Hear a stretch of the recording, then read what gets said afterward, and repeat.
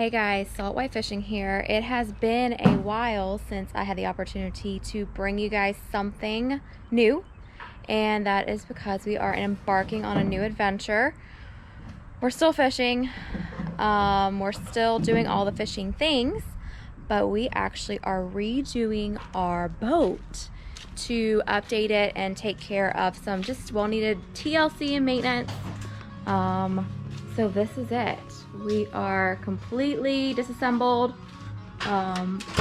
completely gutted. And we are now working on interior stuff, exterior stuff. And I'm quite excited, if I must say so myself. I truthfully haven't done anything besides just bring sodas to my dad and my husband. So that's how I'm helping right now. But the good news is I made a lot of fun decisions getting here. So you guys will see my favorite color is what's going to come out of this.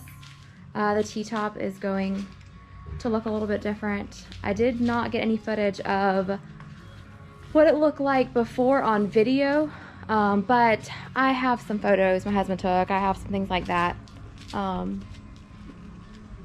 So we'll just update you guys and keep in the loop. See you out there.